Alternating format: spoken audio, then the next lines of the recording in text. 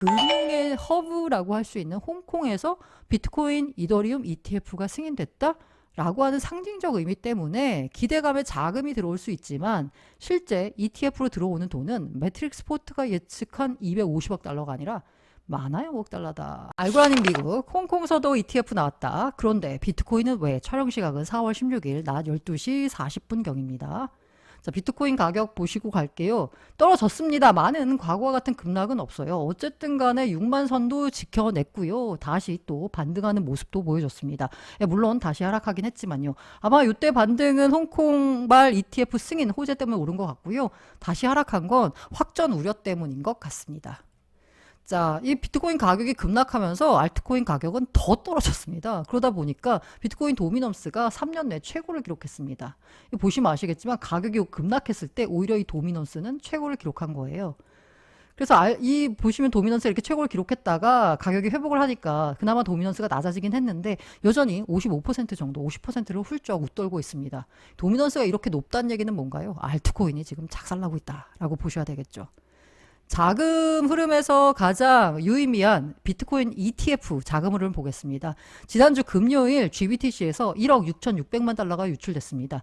가장 적게 나왔었거든요. 수요일 날. 그런데 목요일 금요일 날 유출 규모가 더 커져서 조금 안타까웠습니다. 이 결과적으로 12월 전체로 봤을 때 ETF에서요. 5,510만 달러 순유출이 발생했습니다. 지난주에 보시면 월요일 날 너무 많이 순유출이 됐어요. 2억 2,300만 달러 정도가 이제 순유출이 나왔고요. 그 다음 화요일도 순유출, 수요일, 목요일은 순유입이 됐지만 금요일에 다시 순유출이 나왔고요. 이 결과적으로 지난주 전체로 보자면 비트코인 현물 ETF에서 8,500만 달러의 순유출이 있었습니다. 비트코인 ETF를 포함해서요, 전체 디지털 자산 투자 상품에서는 1.26억 달러의 순유출이 있었습니다. 아무래도 ETF에서 주로 순유출이 나오면서 전반적인 시장 흐름을 순유출로 돌린 것 같습니다. 이 디지털 자산 투자 상품에서 유입이냐 유출이냐는 기관들의 투자 자금 흐름이 유입이냐 유출이냐를 판단하시는 근거로 보시면 될 것 같습니다. 그리고 15일 월요일 날 보니까요. GBTC에서 역시 1억 1천만 달러가 유출됐습니다. 계속 3일 연속 1억 달러 이상의 순유출이 발생하고 있습니다. 그리고 ETF 전체로 보자면요. 이 뭔가 GBTC에서 1억 달러 넘게 순유출이 나왔으면 블랙락이나 피델리티 등이 힘을 내줘야 되는데 이날 보시면 아시겠지만 블랙락에만 들어왔어요. 피델리티 힘을 못 썼습니다. 뭐 아크나 비트와이즈도 마찬가지고요. 그러다 보니까 전반적으로 3,700만 달러의 순유출이 있었습니다. 그럼에도 ETF가 전반적으로 자금을 비트코인 시장에서 비트코인을 쓸어 담고 있는 상황입니다. 이 호들 15 캐피털이요 정리를 해봤습니다. 1월 11일 ETF가 런칭된 이후에 비트코인은 어떻게 됐을까를 봤더니 매수 매도가 제로섬입니다. 판 거 사들인 거 합치니까 제로섬입니다. 그래서 아무리 팔아도 급락이 없는 거죠. ETF가 그래서 지금까지 보니까 전체 비트코인 공급량의 4.27%를 차지하고 있습니다. 그만큼 ETF의 영향력이 크다라는 거죠. GBTC는 계속 이제 비트코인을 팔다 보니까 그레이스케일 GBTC 운용 자산액이 AUM이라고 하죠. 200억 달러를 밑돌았습니다. 아무래도 비트코인 가격 하락도 영향을 미친 것 같고요. 197억 어쩌고저쩌고 나오고 있죠. 지금 이게 IBTI 그러니까 블랙락의 ETF가 올라오는 속도고요. GBTC가 떨어진 속도입니다. 보유 비트코인이. 아마 지금 요 속도로 보니까요. 한 2주 뒤에는 이 두 개가 크로스가 될 것 같습니다. 그래서 아마 ETF 가운데 가장 많은 비트코인을 보유하고 있는 건 2주 뒤에는 블랙락의 ETF가 될 것 같습니다. 그래서 이제 하도 ETF에서 자금이 빠지니까 GBTC에서 그레이스케일도 이제 수수료를 낮추겠다라고 해서요. 새로운 신청서를 제출했어요. 수정본을 우리 수수료. 지금 현재 1.5%거든요. 근데 낮추겠다라고 했는데 그러면서 이렇게 수수료를 낮춘 새로운 ETF에 대한 티커를 뭐로 했냐면 BTC라고 했습니다.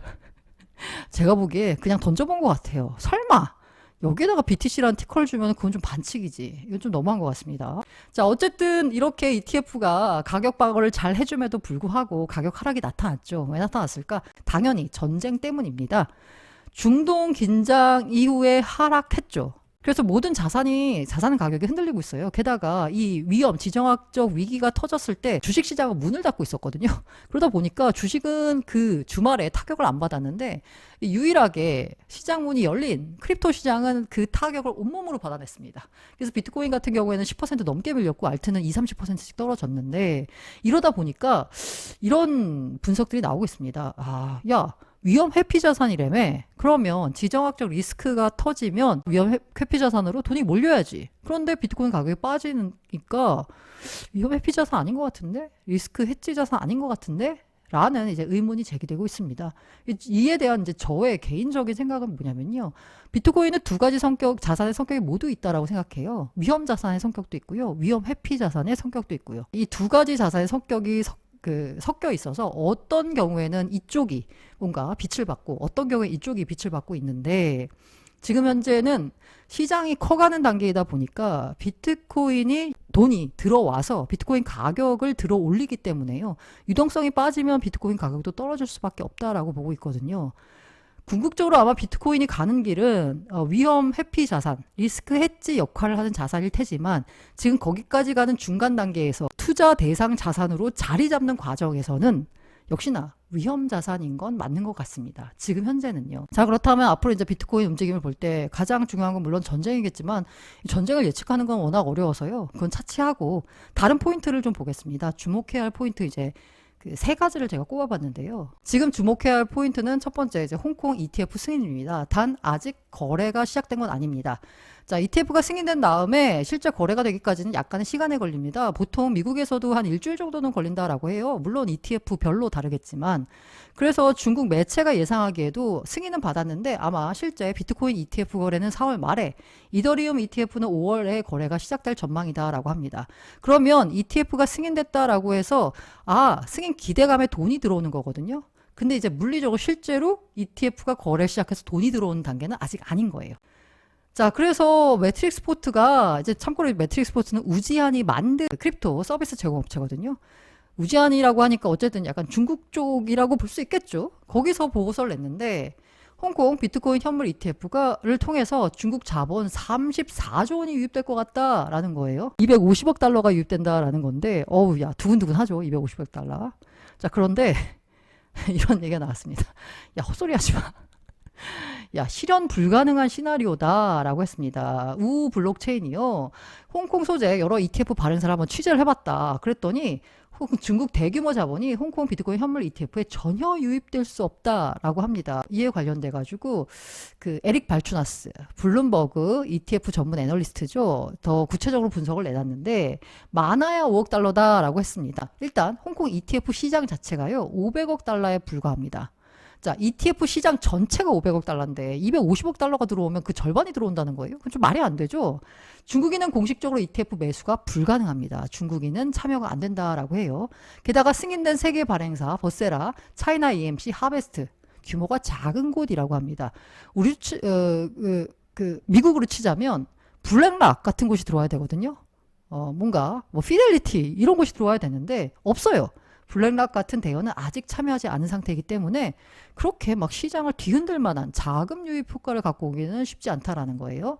게다가 ETF 수수료가 이게 이제 ETF는 철저히 규모의 경제입니다. 규모가 클수록 수수료를 낮춰가지고 더 많은 돈을 끌어들이고 더 많은 돈을 끌어들여서 거기서 충분한 자기들이 마진을 먹을 수 있는 거거든요. 마진 전체는 작아도 이제 양이 많다 보니까 전반적으로 얻을 수 있는 이익은 큰 효과가 있는데 그 규모가 크지 않으면 마진율을 높일 수밖에 없어요. 그게 바로 ETF에서는 수수료가 될 텐데 별로 이제 규모가 작다 보니까 수수료가 1에서 2% 수준일 가능성이 높다. 지금 현재 미국의 ETF가 0.2에서 0.3 정도예요. 대부분의 ETF가. 미국 ETF의 저렴한 수수료와 비교 불가하다. 굳이 이걸 누가 사겠습니까? 그래서 에릭 발추어스가 보기에는 5억 달러 유입이 예상된다라는 거고 실제로 그런 상징적인 효과 드디어 아시아 그리고 어떻게 보자면 지금이야 조금 주춤하긴 하지만 뭔가 금융의 허브라고 할 수 있는 홍콩에서 비트코인, 이더리움 ETF가 승인됐다라고 하는 상징적 의미 때문에 기대감에 자금이 들어올 수 있지만 실제 ETF로 들어오는 돈은 매트릭스 포트가 예측한 250억 달러가 아니라 많아야 5억 달러다라는 분석이 나오고 있습니다. 어쩌면은 이렇게 이게 매트릭스 포트처럼 다들 우우 하면서 기대감에 비트코인 가격이 이란과 이스라엘 전쟁 우려 여파로 떨어졌다가 오 승인했네 라고 해서 반등했다가 생각해보니까 별로 돈 안 들어올 것 같아라고 다시 꺾였다가 또 확전 우려까지 니까 더 꺾이고 이런 움직임이 나타난 거 아닌가라고 생각해봅니다. 어쨌든 근데 ETF 승인은 호재예요. 아까 제가 에릭 말추나스는 블룸버그 ETF 전문 애널리스트라고 했죠. 여기 보면 제이미 쿠츠 이분은 크립토 전문 애널리스트입니다. 블룸버그 소속이에요. 이분은 엑셀 통해가지고 뭐라고 했냐면 억눌린 투자 수요를 열어주는 또 다른 채널이다 라고 했어요. 투자하지 마라 하는데도 불구하고 코인 투자를 아직도 암암리에 하고 있죠. 중국에서. 게다가 이제 중국이 뭔가 달러는 뭔가 안 될 것 같아 하니까 금을 투자하려고 하니까 금 ETF에 프리미엄이 30% 붙여서 거래가 되고 있잖아요. 이게 정상적인 유통 경로로는 투자가 어렵지만 어떻게 해서는 투자를 한다는 거죠. 그렇기 때문에 억눌린 투자 수요를 해소할 수 있는 크립토에 접근할 수 있는 채널을 열어주는 거라서 어쨌든 호재다라고 했습니다.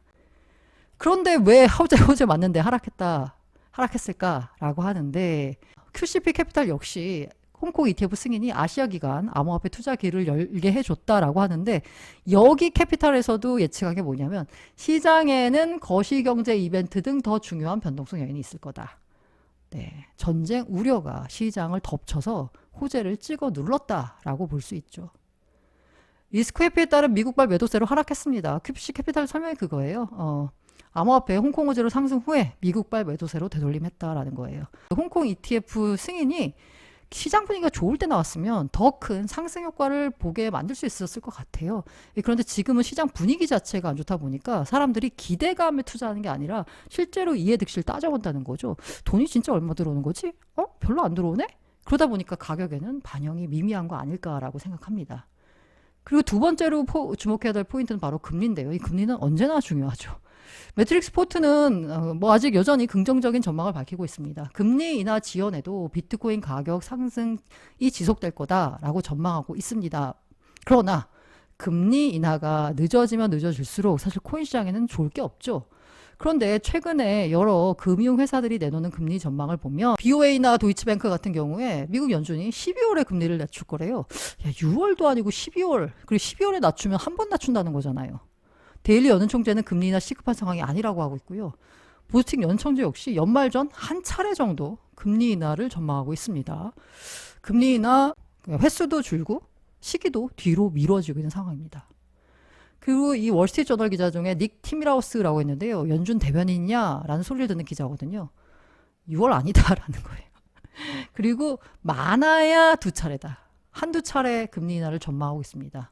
자, 지금 주목해야 될 포인트 세 번째가 반감기입니다. 반감기는 사실 크립토 시장의 영원한 호재죠. 제가 캡처한 그 사이트에서는 대충 20일 UTC 기준 6시 20분입니다. 이걸 한국 시간으로 하면 UTC는 플러스 9를 해야 되죠.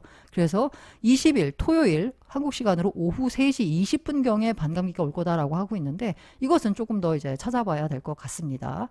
어쨌든 반감기 마케팅에 본격적으로 돌입을 하면서요. 크라켄이 비트코인 반감기 관련 광고 영상을 게재했는데 문구가 뭐냐면 비트코인은 우리 모두의 손에 힘을 돌려준다. 그리고 코인베이스 같은 경우에는 비트코인은 돈을 앞으로 나가게 한다. 좀 약간 해석이 이상한데 영어로 하면 또 괜찮아요. 비트코인 moves money forward라는 문구가 포함되어 있습니다. 그래서 반감기 때 과연 비트코인은 가격은 어떤 움직임을 보일까에 대해서 렉트캐피탈 익명의 암호화폐 애널리스트인데 꽤 잘 맞춰가지고 인기를 많이 끌고 있죠. 글을 하나 게시했어요. X에다가 3월 18일에 올린 건데 요게 굉장히 인기를 끌어가지고 제가 한번 갖고 와봤습니다. 이 반감기별로 이 파란색과 빨간색, 이 초록색 구간이 있습니다.